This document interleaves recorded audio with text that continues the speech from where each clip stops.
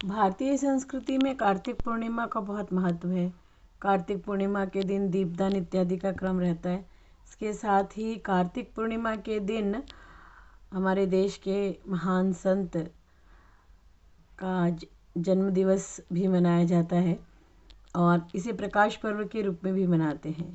तो गुरु नानक देव जो हमारी संस्कृति, भारतीय संस्कृति के एक समाज के संत के रूप में उभरे और अगर सिख समुदाय के एक लीडर के रूप में हम उन्हें जानते हैं और पहले गुरु के रूप में जानते हैं, तो ये तो एक कालांतर में ऐसा होता है कि पूजे जाते हैं, एक जन समुदाय उन्हें उस रूप में पूजने लगता है। लेकिन वास्तव में उनका जीवन कैसा रहा, इस बात को समझना हमारे लिए बहुत महत्वपूर्ण है। एक युग निर्माणी के रूप में उनका जीवन रहा, किस तरह से उन्होंने पूरे युग को बदलने, परिवर्तित करने, कुरीतियों को हटाने के लिए कैसा अपना जीवन जी के एक उदाहरण प्रस्तुत किया। और खासकर जो सांप्रदायिकता है, आज एक ये विडंबना सी महसूस होती है कि हम हिंदू, मुस्लिम, सिख, ईसाई इस तरह से बोलते हैं, हिंदू को अलग और मुस्लिम को अलग और सिख को अलग, इस तरह से करते हैं। लेकिन अगर हम गुरु नानक देव जी को देखें, उनके जीवन को पढ़ें, उनके जीवन को जानें, तो परम पूज्य गुरुदेव ने उनकी पूरी जीवनी लिखी है, जिससे ये स्पष्ट होता है कि किस प्रकार से उन्होंने एक हंस की तरह जीवन जिया। एक हंस क्या करता है, या हंसा मोती चुगे या लंघन मर जाए, तो उन्होंने मोती चुने। कैसे मोती चुगे कि उन्होंने जो भारतीय संस्कृति है, जो वेदांत दर्शन है, उस वेदांत दर्शन का जो एक सार है, एको अहम बहुश्यामी, उसको जीवन में जिया, उसको जीवन में उतारा और समझा। यही बात अगर उन्होंने फ़कीरों से सीखी तो उन्होंने भी एक ईश्वरवाद की बात करी। इसके अलावा सबसे बड़ी बात ये थी कि वे एक खोजी की तरह, एक परिव्राजक की तरह जगह जगह गए। परम पूज्य गुरुदेव ने ये तक लिखा है कि ऐसा कोई संत नहीं हुआ जिसने इतना परिभ्रमण किया हो जितना हमारे गुरु नानक देव ने किया। अफ़गानिस्तान, ईरान, इराक, उस तरफ पूरा पंजाब से उस तरफ अगर पश्चिम की तरफ जाएं तो उन्होंने इतना भ्रमण किया और वहाँ से चीज़ें सीख कर के आए। इनफैक्ट परम पूज्य गुरुदेव लिखते हैं कि अगर यहाँ की बातें समझें, इधर की पश्चिम की, ईरान, इराक इत्यादि की, पता नहीं कितना हम लोग तो इतना भी स्टडी नहीं कर पा रहे, इतना नहीं समझ पाते, लेकिन फिर भी उनका पढ़ा हुआ, उनका संग करें, हम सत्संग करें।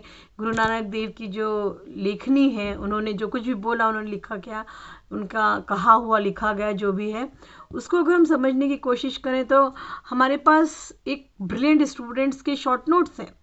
ऐसा हम समझ के क्यों नहीं पढ़ें, हमें अध्यात्म को पढ़ना चाहिए।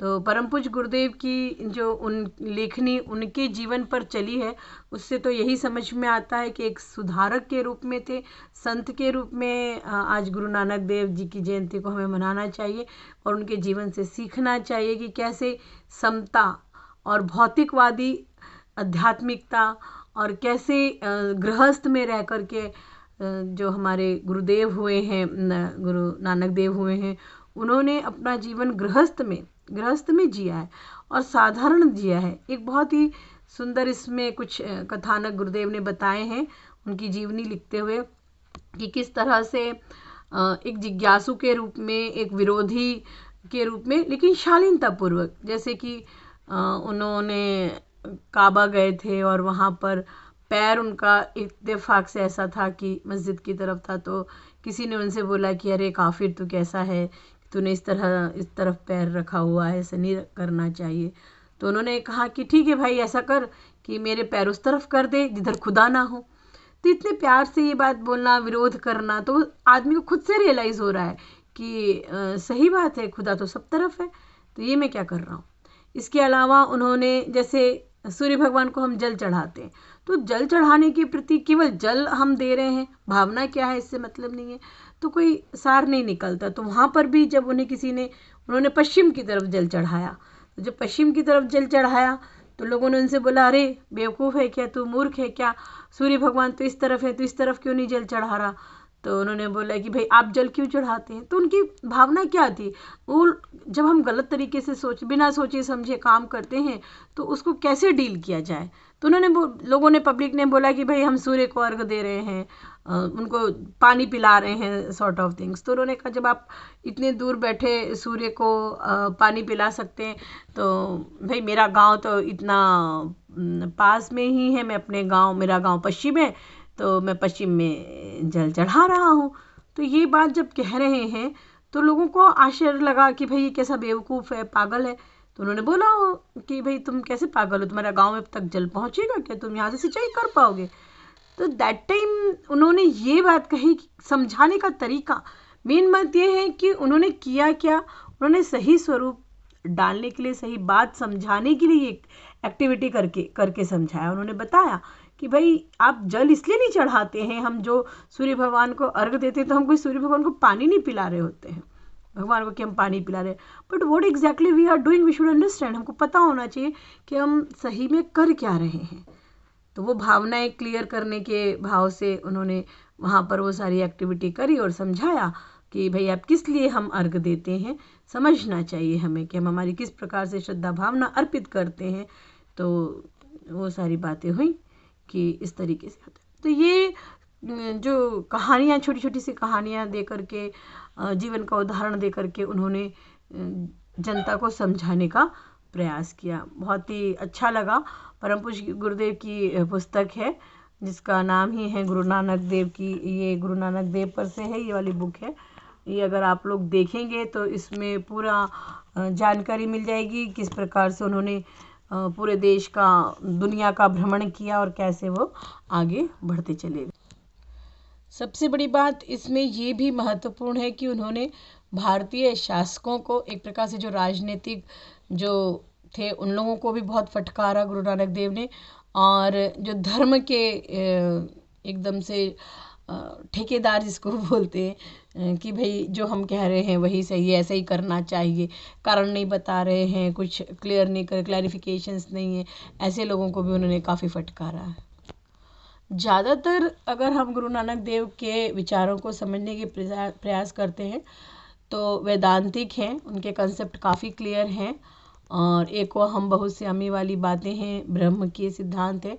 तो इस तरीके से उन्होंने काफ़ी चीज़ें स्पष्ट करी हैं। उनकी साखियों में भी वही सारी बातें आती हैं, और स्पष्टता उन्होंने किस तरीके से भगवान को पूजना, उन्होंने दर्शन किया, और उस जगन्नाथ को पूज रहे हैं तो पूज कैसे रहे हैं, तो वो इस तरीके से फील कर रहे हैं कि पूरा जो आकाश है वो थाल है, चांद और सूरज दो दीपक हैं, और तारों की मोतियों की माला पहनी हुई है, और सुगंधि फैलाने के लिए इतने सारे फूल चढ़े हुए पूरे विश्व के। तो उस रूप में विराट ब्रह्म को, जगन्नाथ को, ब्रह्म नहीं जगन्नाथ को वो समझ रहे हैं, उस परम तत्व को, विराट परम तत्व को पूजा अर्चना एक ईश्वरवाद के रूप में वो कर रहे हैं।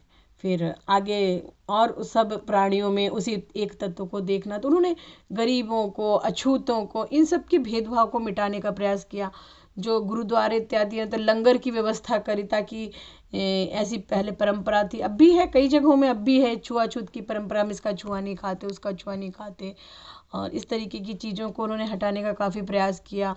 और ऐसे लोगों के घरों में भोजन स्वयं ग्रहण किया, अपने जीवन से उन्होंने उदाहरण प्रस्तुत किया। ऊंची जाति के होते हुए भी जातिवाद को, जैसे नीची जाति के लोगों के घरों में जा कर के रहना, वास करना, भोजन इत्यादि का क्रम करना, वो सब उन्होंने किया, अपने उदाहरण से प्रस्तुत किया, अपने जीवन से उन्होंने ये सारी बातें सिखाई। इसीलिए जब उनका वानप्रस्थ हुआ आफ्टर 50, तो आपने इस तरह से रहे जैसे एक बड़ा भाई अपने लोगों को, जब वो गुरु की तरह पूजे जाने लगे, जैसे एक बड़ा भाई होता है कैसे मार्गदर्शन देता है, तो उस तरह से, ऐसे नहीं कि साधु सन्यासियों की तरह से अलग हो गए, चले गए, नहीं, उन्होंने बाकायदा समाज की एक सेवक के रूप में अपने जीवन को प्रस्तुत किया। तो गुरु नानक देव को अगर हम देखें तो संत सुधारक के रूप में रहे, और पूरा जीवन उन्होंने इसी के लिए प्रस्तुत किया।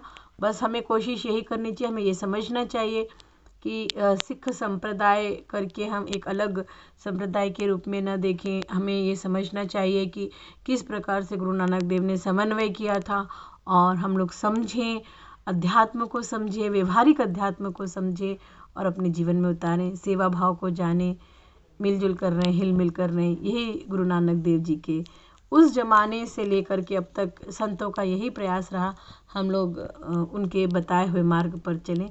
यही मंगल कामना, यही शुभकामनाएँ।